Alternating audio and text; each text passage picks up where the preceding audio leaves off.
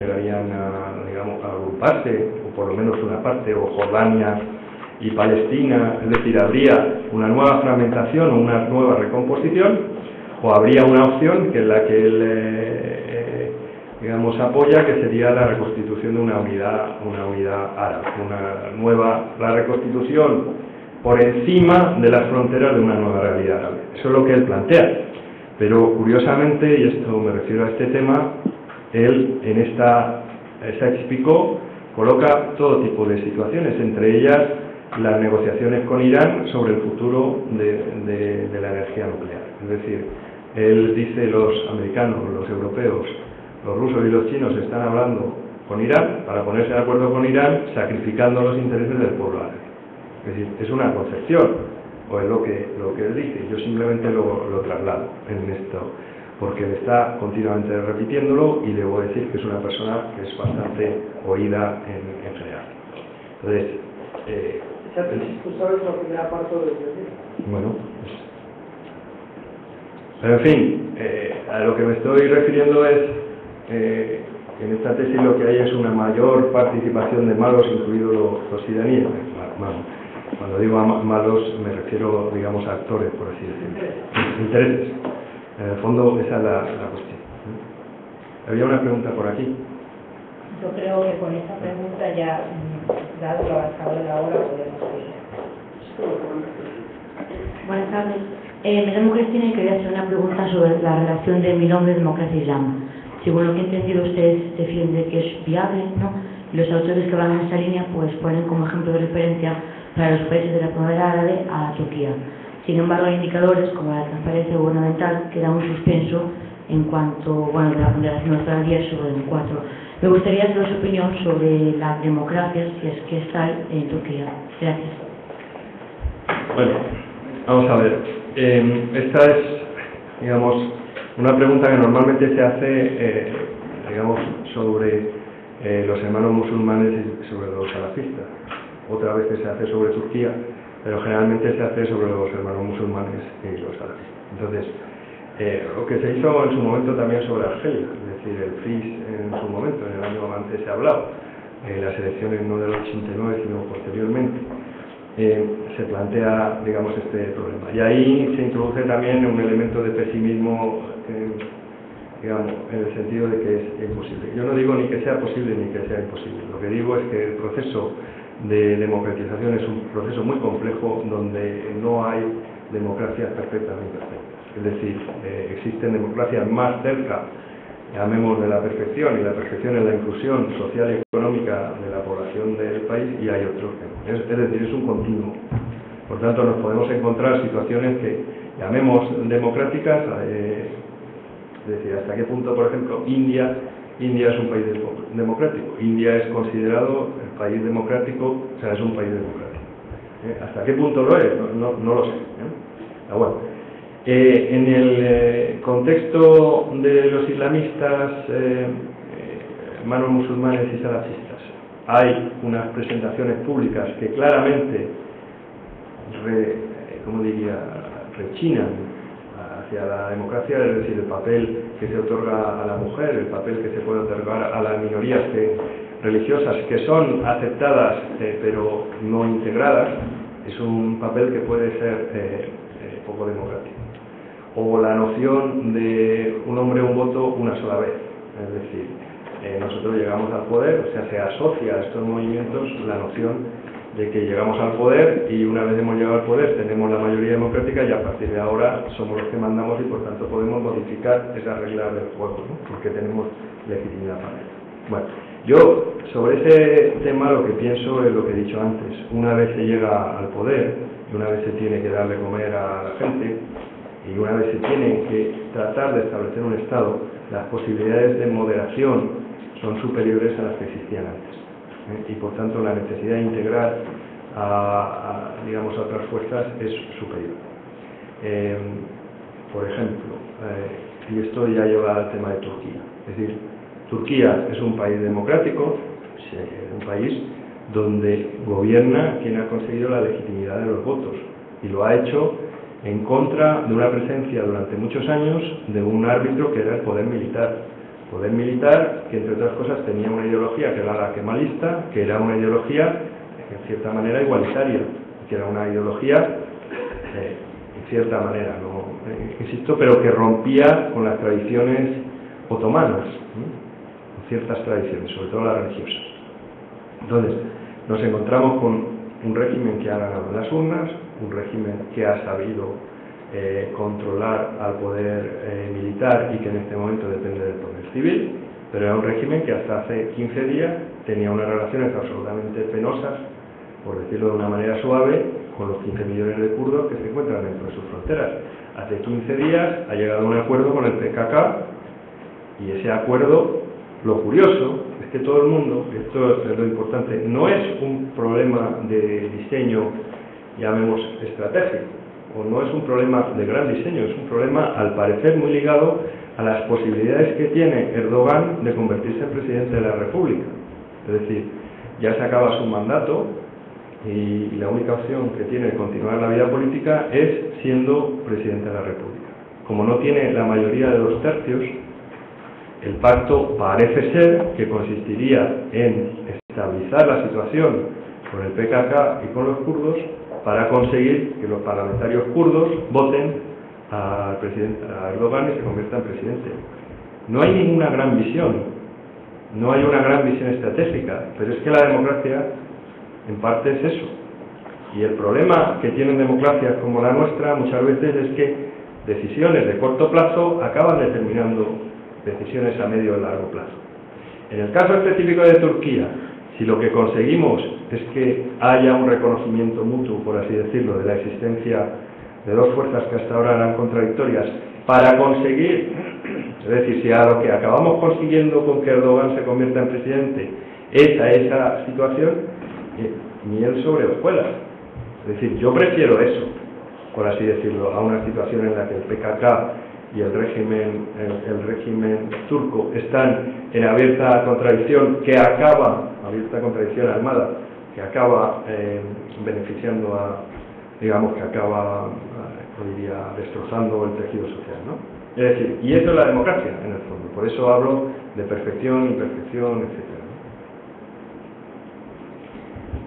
Usted, por favor. Buenas noches, soy Julio René.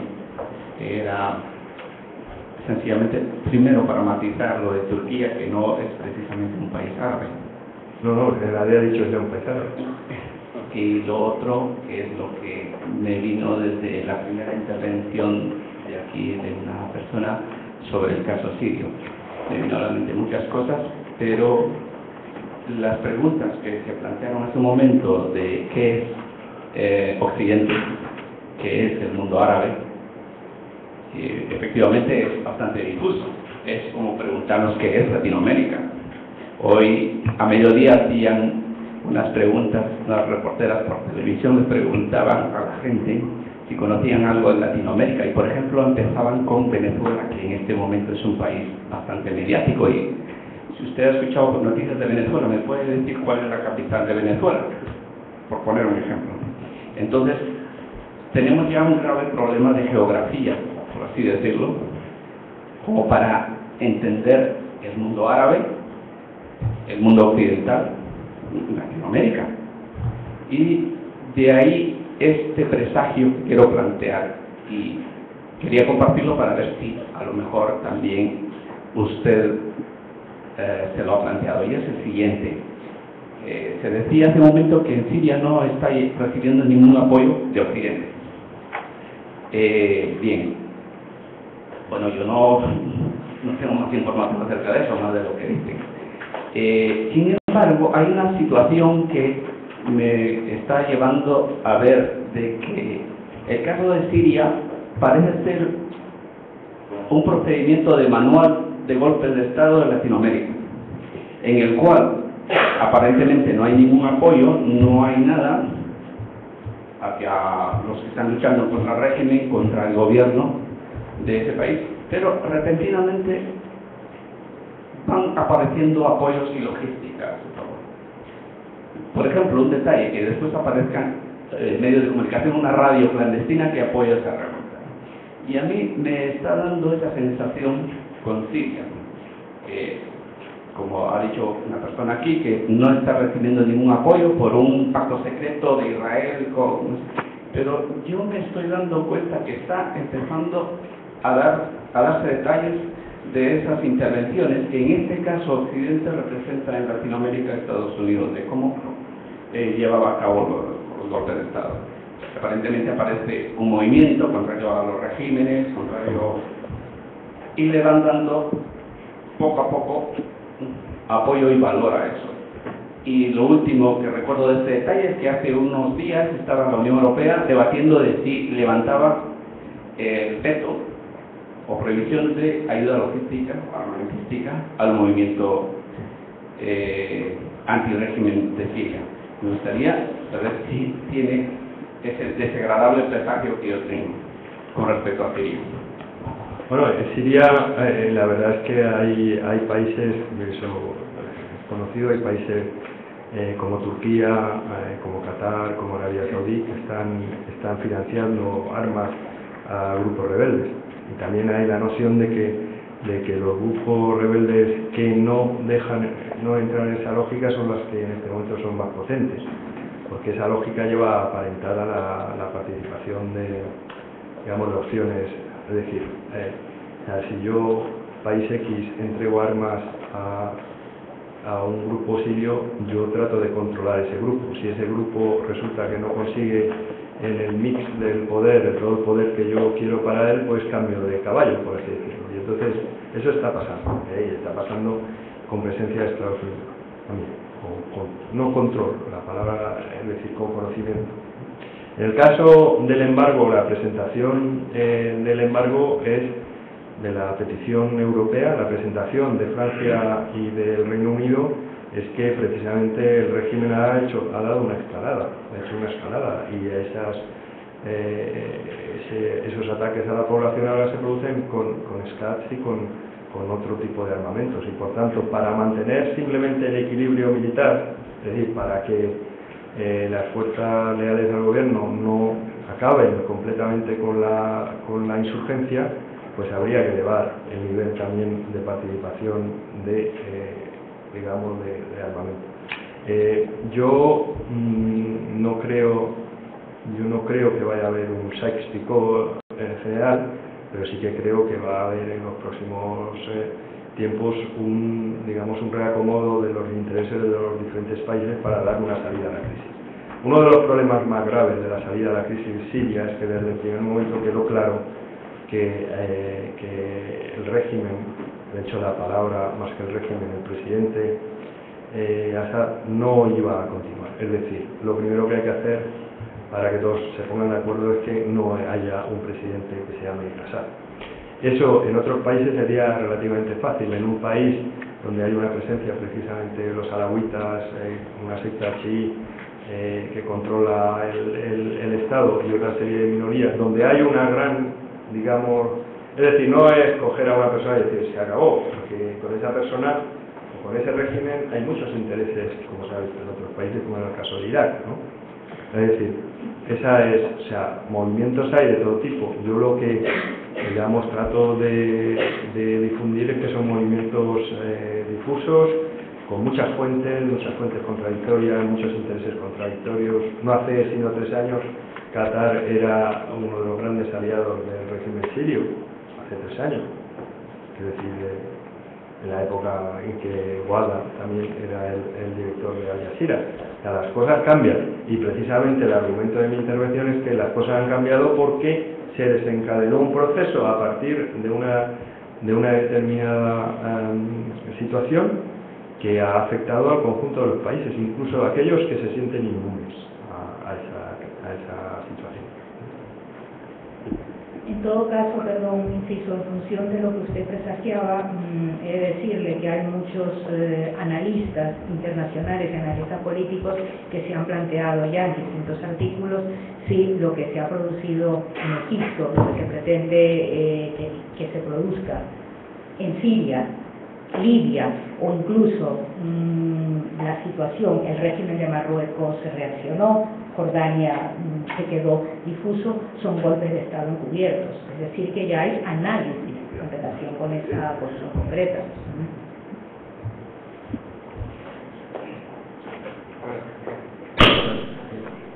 Está una palabra antes de ella.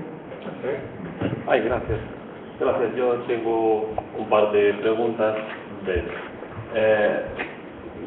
Termino hablando de la muy mala situación que se vive en Siria. Hay algunos analistas que creen que sí, es cierto que la situación está muy mal, pero va a ser peor una vez desaparecido el Assad. ¿Hasta qué medida está de acuerdo usted con este planteamiento? La segunda pregunta, me gustaría saber qué opina sobre la repercusión que puede tener el deseo de crear un Estado palestino, teniendo en cuenta todo lo que está ocurriendo en la zona. Gracias. Bueno, sobre el primer punto, evidentemente si se produce una fragmentación de Siria y entran en conflicto las diferentes partes, podemos asistir a una desestabilización, que no sería nada positiva ni internacional ni localmente. Es decir, Siria es un mosaico de diferentes religiones y diferentes grupos y por tanto habrá que ver qué surge después. Y pues, dicho de otra manera, sí, es posible que la situación sea peor. Yo personalmente espero que sea mejor. Como se dice, no arriendo la ganancia. Es decir, y precisamente los esfuerzos de Naciones Unidas, del mediador, irían en ese sentido. Sobre el Estado de Palestina, es decir, yo creo que existe una noción de los dos estados, es decir, el Estado de Israel seguro junto a una Palestina, junto con Palestina, o sea, la noción clásica de los dos estados, pero a mí me da la impresión de que la declaración, digamos, la declaración de Estado palestino hace ahora 6 meses y el ingreso, la aceptación por la Asamblea de Naciones Unidas no ha modificado en absoluto la situación. La situación que hay en este momento es otra vez más un deseo de Israel de hacer que la realidad hable. La realidad es impedir que exista una continuidad territorial por parte de Palestina en la zona de Cisjordania. Es decir, los asentamientos son una política tradicional al menos del gobierno actual y de los gobiernos que le preceden recientemente, y los asentamientos están debilitando mucho sobre el terreno la posibilidad de que se implemente esa noción de un Estado palestino. En ese sentido, la visita de Obama es curioso porque Obama hizo al parecer un discurso muy bueno sobre este tema, pero fue un discurso en el que se decía: yo apelo a la humanidad, por así decirlo, de las dos partes, pero dejémonos de momento de hablar de procesos y de contenidos. En negociaciones diplomáticas, si uno dice esto, realmente está pasando del tema. Y posiblemente el único resultado tangible de esa visita haya sido la petición la petición de disculpas del Estado de Israel a Turquía, precisamente los dos grandes aliados de Estados Unidos en la zona. Luego, respondiendo a la segunda pregunta, en un sentido muy estrecho y de continuar las condiciones actuales, no se está avanzando nada en la creación de un Estado palestino como tal, pero lo que estamos hablando aquí todo el tiempo es que no sabemos exactamente qué va a pasar en toda esta zona. Así como yo creo que en el norte de África la mayor parte de los gobiernos van a estar en manos directas o indirectas de los hermanos musulmanes, y a medio o largo plazo se puede aspirar a tener una cierta estabilidad. En el caso de las tierras centrales del Islam, digamos el Sham, no sé yo cómo evolucionar. Espero que positivamente. Sí. Sí.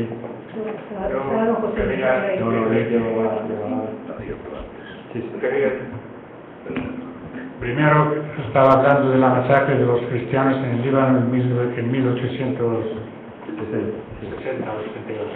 Esta fue por los otomanos, ¿no? Que fue a la época de los otomanos, en la cual Inglaterra armó y potenció a los drusos contra los cristianos. Y Rusia armó y potenció a los ortodoxos. Y los otomanos potenció a los suníes de Líbano. Así que no fue la época de la independencia árabe. Esto primero. Segundo, estaba hablando de Egipto después de la revolución.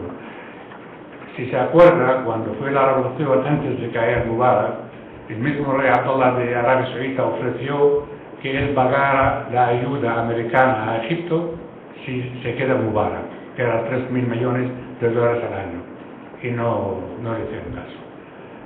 Fue a Arabia Saudita, pagó 30.000 millones de dólares, aumento de sueldo a los trabajadores de Arabia Saudita, y él y todos los estados del Golfo, más Israel, más los antiguos secuaces del gobierno de Mubarak, están trabajando ahora para hacer fracasar al Estado de Egipto, hacerlo fracasar, en la cual no se hace nada.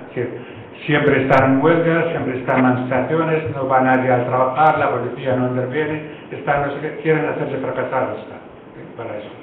Respecto a Argelia, yo estuve en el 89 con el doctor Abbas, el jefe del FIS, en Argelia, y yo le pregunté por el ejército, y le dije yo, y el ejército no tiene miedo de que haga un golpe de Estado. Dijo, no, el ejército es un ejército nacional, es un ejército de relación tal, no creo que intervenga para nada.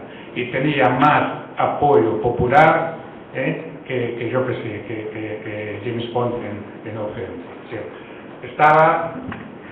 Entré yo a un centro del FIS, que era una casa en el cuarto piso, y desde la escalera hasta el cuarto piso estaba lleno de jóvenes. Y hicieron un golpe de Estado, mataron a quien matar, obteniendo todo apoyo de ese golpe de Estado, y mataron a la democracia. Respecto a Siria, hubo siempre democracia. El primer golpe de Estado en Siria fue proyectado como una nueva política de la CIA, que estaba aún formándose. Y pusieron un jefe militar como presidente de la República, que firmó el contrato de que pase los conductos de petróleo desde Irak hasta el Mediterráneo, hasta desde Siria. Después hubo un gobierno democrático interrumpido algunas veces por golpes de Estado, pero volvían a la democracia, siempre a la democracia, hasta que fue la unión de Rauf con Nasser y pidió anular los partidos y la democracia tal para que acepten la unión. Y lo anularon. Después de echar a Nasser, volvieron 1 año y medio de democracia, hasta que vino el golpe de Estado de Assad y otros compañeros del Ba'ath financiaristas y tal, y empezó el gobierno. Bueno, yo no voy a entrar en comentario. Solamente una cuestión. Precisamente he puesto el ejemplo en 1870 del Líbano porque es anterior al origen de Israel. Esa era mi idea. Bueno, el problema de Israel no es que está haciendo fracasar a todo el mundo árabe. En el oeste árabe, la existencia de Israel lo que hizo es que potenció a los ejércitos de los estados de Siria, de Jordania, de Egipto, de no sé qué, y cada intervención militar en el gobierno se hacía en nombre de combatir a Israel. Todos los golpes de Estado eran para combatir a Israel. Hasta yo me acuerdo ahora el golpe de Estado que echó a Nasser de Siria, se rompió la RAU. Yo lo único que oí, que tenía 12 años, luego lo oí, y liberación de Palestina. Y dije, mi padre, liberaron Palestina. Dijo, no, hombre, es un golpe de Estado que se separaron de Egipto, ¿no? Pero es decir, este es el papel que jugó Israel, que hizo mandar a los militares en vez de a los políticos. Bien. Muchas gracias. El profesor Barreiro tiene la palabra.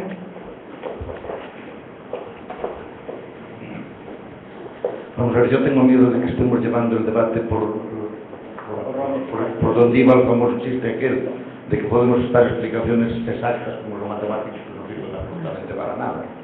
Y la pregunta es a dónde se puede ir, o qué se puede hacer, o qué actitudes debemos tomar los países occidentales. En primer lugar, quiero decir que yo creo que sabemos lo que es el Occidente y creo que sabemos lo que es el mundo árabe. Esto me recuerda a mí una discusión muy interesante que se formó allá por los años 50, cuando empezó la ciencia política moderna, que todo el mundo se preguntaba lo que era la ciencia política. Y un politólogo famoso, Vernon van Dijk, lo explicó cuando ya había una enorme cantidad de facultades, universidades que la enseñaban, etc. Dijo, pues es muy fácil, ciencia política es lo que hacen y explican los profesores de ciencia política. Bueno, pues yo creo que el Occidente es muy fácil. El Occidente es aquello que actúa como Occidente, que es la OTAN, con 3 portaaviones anclados en sitios que no son el Atlántico Norte. Uno anclado en Australia, otro anclado en Japón y otro anclado en Israel. Y eso es Occidente. De tal manera que, por ejemplo, a los efectos de analizar el contexto del Mediterráneo, Turquía es Occidente. ¿Y por qué es Occidente? Porque está en la OTAN. ¿Y por qué está en la OTAN? Porque se da todo lo que quiere para estar y sencillamente se hace porque se considera que eso es no el esquema de arreglo de Occidente, sino el esquema por el cual la influencia de Occidente en toda esa área es absolutamente decisiva. Lo mismo podemos decir de Israel con muchísima más claridad. ¿Y quiénes son los países árabes? Hombre, los países árabes son los árabes, ¿verdad? Y ya está. Y eso es, en este momento, la definición de política internacional más exacta que hay y más funcional, que es lo que tenemos que ir. Es cierto que la OTAN está muy organizada, muy militarizada, tiene uniformes muy monos, y es cierto que la Liga Árabe está desestructurada, cada uno va por su lado, etc. Pero a la hora de explicar el problema, podemos utilizar esta cuestión. A mí me recuerda lo que está pasando en Occidente, en los países árabes, en el oriente mediterráneo, porque luego hay otros países que son árabes, pero que nadie los mete ahí, allá los países del extremo oriente. Lo que está pasando en esa área que todos tenemos perfectamente identificada y con cada caso, a mí me recuerda muchísimo a lo que pasó en la América del Sur de cuando yo era estudiante, en los tiempos del Checo. Nosotros creíamos que los americanos eran unos belicosos absolutamente incapaces de aceptar las democracias, que iba a haber unas guerras sucesivas de baja intensidad que se iban a multiplicar y que finalmente todo iba a producir un estallido general, que iba a ser una guerra mundial hecha del otro lado. Nada de eso era. Lo que había es que había una política de control de los gobiernos que se hacía mediante la imposición y apoyo militar a dictadores que provocaron permanentes guerras en el sistema. Y que tan pronto los Estados Unidos levantó el acelerador, el pie del acelerador, América se está, es complicada, es todo lo que queramos, pero está caminando por veredas de democratización clarísima, y no parece que allí vaya a haber un conflicto, ya nadie apuesta ya en este momento por eso como se apostaba hace simplemente 15 o 20 años. Y a mí me parece que lo que está pasando en este mundo es exactamente eso, que Occidente, es decir, la OTAN, quiere que haya una de dos, o que haya dictaduras vicarias, si las puede haber, si las podemos mantener, o que haya desorden, que es la forma de ordenar al que no forma parte de lo nuestro, pero al que nos interesa especialmente dominar. De tal manera que el desorden, el caos, es la receta que nosotros tenemos cuando, por razón de las dinámicas internas y de los desgastes, vamos perdiendo las dictaduras que hemos impuesto, sostenido, armado, los hemos traído aquí hasta el otro día, a la tal. ¿Por qué los hemos abandonado? Porque creemos que van a caer. Y ante la hipótesis de que caigan, metemos a cualquiera de cualquier manera, a esos no, a los que mataron a Gaddafi, no los vamos a pasar por el Tribunal Internacional, de ninguna manera. ¿Por qué? Porque pueden contarlo. Y por tanto, esos no, son los otros. Y con eso vamos generando un totum revolutum, una situación imposible de entender y que va evolucionando cada día, por decirlo de alguna manera peor, donde solo pervive el dictador, el dictador que está al servicio de Occidente con toda claridad. Todos los demás perviven mientras se pueden sostener y se caen contra la nada o contra el caos del desorden cuando no se pueden sostener. Si no fuese este el remedio, es evidente que el problema palestino no puede durar 60 o 70 años. Es evidente que no es así, si no interesa que dure. Y si no interesa que dure por una serie de motivos en este sentido. En ese sentido yo termino ya, porque me parece además que ya me extendí.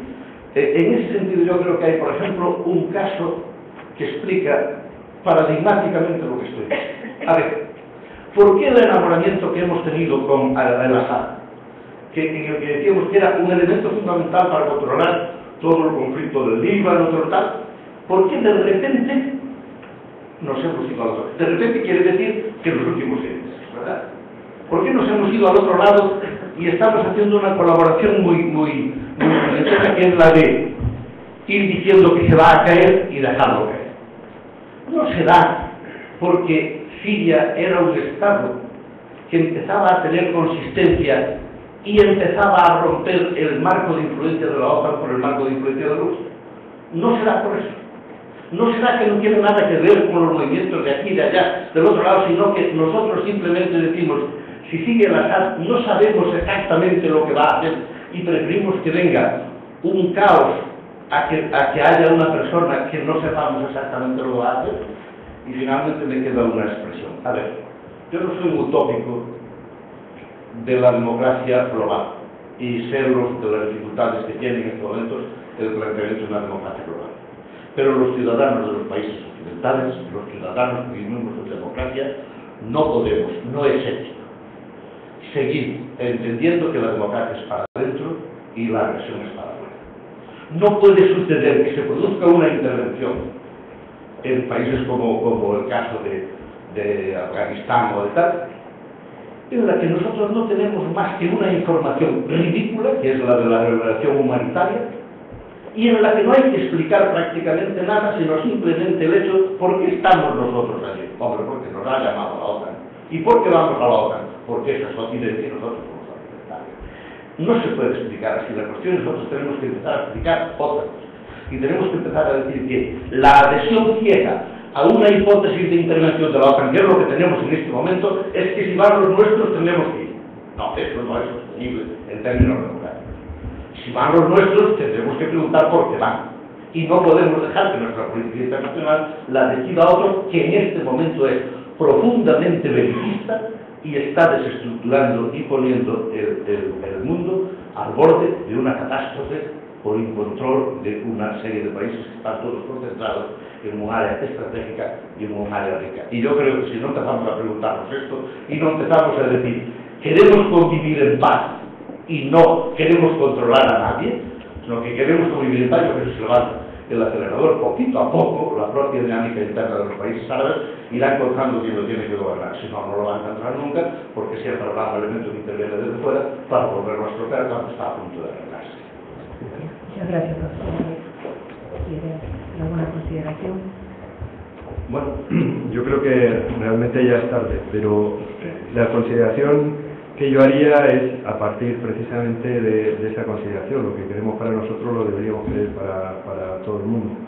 Y de ahí partir del rechazo al pesimismo antropológico relativo tanto al mundo árabe como al mundo islámico, que sabemos que no coinciden, pero digamos que tienen el mismo rechazo o esa noción figura. A mí me parece muy bien el planteamiento, me parece muy bien y estoy de acuerdo en algunas de las cosas que se han dicho. Pero hay cosas en las que no estoy de acuerdo. También, a lo mejor, de manera dialéctica. Es decir, ¿qué preferimos en la OTAN? ¿A los militares kemalistas anteriores o a Erdogan? Yo personalmente prefiero a Erdogan. Podemos hacer la reconstrucción, volver al tema y decir lo de Lampedusa, que todo cambie para que todo permanezca igual. Es decir, hay una Turquía otomana y esa Turquía otomana era la misma antes que ahora. Esa es otra cuestión. ¿Por qué estamos? Y esto no es una respuesta. ¿Por qué estamos? Cuidado. ¿Por qué tenemos que estar o empezar a plantearnos por qué tenemos que estar? Pues muy fácil, porque hace 20 años, 22 años, X años, cayó el muro de Berlín y se acabaron precisamente los bloques y la congelación de bloques. Y empezamos en una vida que era diferente. Una vida que, entre otras cosas, ha hecho que países como España o continentes como Europa empiecen a estar mucho más alejados del perímetro de decisiones. Entonces, eso lleva en numerosas ocasiones a tener que asumir también responsabilidades colectivas, que es el origen precisamente de estas participaciones. E insisto, estoy hablando de manera conceptual y no referida específicamente a Afganistán o a Irak. Es decir, en el fondo, de la misma manera que tenemos que colaborar, o digamos que y esto es un tema muy importante, que la cooperación al desarrollo no es una cosa que se hace cuando somos ricos y nos olvidamos cuando somos pobres, sino que es una parte alícuota de la responsabilidad que tenemos como país en la gobernanza del mundo por completo. De esa misma manera acabamos participando en operaciones de mantenimiento de la paz. Por eso vuelvo a decir lo mismo, es decir, yo he estado 4 años destinado a la OTAN. Me gustaría realmente yo debía enterarme bien poco de una serie de procesos de esta naturaleza, porque realmente yo veo otras cosas, vi lucha de poder, vi lo que se ve en la realidad internacional. Es decir, y vuelvo a decir lo mismo, puede haber un diseño en el Pentágono, puede haber un diseño en la CIA, puede haber un diseño donde sea, que después la realidad acaba siendo mucho más compleja. Y ahora no me estoy refiriendo en absoluto a la teoría de la conspiración. Lo que, yo realmente me gustaría, y eso lo digo casi con envidia, tener la capacidad de análisis del profesor Barreiro para poder llegar a la misma conclusión, pero no llego a la misma conclusión. Yo creo que las relaciones internacionales son una cosa complicada y que juegan muchos elementos. Y mantengo lo que he dicho al principio, creo que tenemos transformaciones en el mundo árabe para largo, no sabemos cómo se va a producir, no sabemos qué va a pasar, pero en fin, yo lo único que deseo es que digamos garantizar la estabilidad con paz y con justicia, como él mismo ha concluido. Muchas gracias, embajador. Yo creo que dado lo avanzado de la hora, ya debemos ir concluyendo. Creo que el objetivo principal al que se tendía con este foro de debate se ha conseguido. El embajador ha subrayado muy claramente a través de su exposición, y se ha visto a lo largo de las distintas intervenciones y cuestiones que se han planteado, que evidentemente la primavera árabe marca una ruptura en ese statu quo que estaba establecido en el mundo árabe hasta el año 2010, revelando que evidentemente se está caminando hacia conseguir algo más, se está luchando por esos cambios políticos, jurídicos, económicos y sociales, y en definitiva algo muy importante. Se ha hablado de Occidente, del papel que juega Occidente, del papel que juega la Unión Europea, del papel que juega Israel o del propio papel que puede jugar Turquía o Egipto, pero no olvidemos algo muy importante desde mi punto de vista, es que la responsabilidad de cambio reside en el propio pueblo árabe. El propio pueblo árabe es el que tiene la legitimidad para decidir, y algo muy importante, tenemos que mirar al Islam, se me permite, aunque hay que distinguir mundo árabe e Islam, a esos neorreformistas, ese movimiento neorreformista en el Islam, que sí puede ser una puerta de esperanza a la consecución de ese nuevo horizonte para nuestros hermanos árabes. Muchas gracias, agradecer la presencia del embajador, agradecer la presencia de todos ustedes. Quiero resaltar que hay un cuerpo muy importante de mis alumnos del máster de estudios internacionales, lo cual me congratula. Agradecer la presencia del patronato, de las demás autoridades, y nuevamente también agradecer que me hayan cruzado la invitación para participar en este debate. Perdonar que a veces me haya atrevido a ingerir, pero evidentemente por la rama de la que procedo es inevitable. Muchísimas gracias y buenas noches.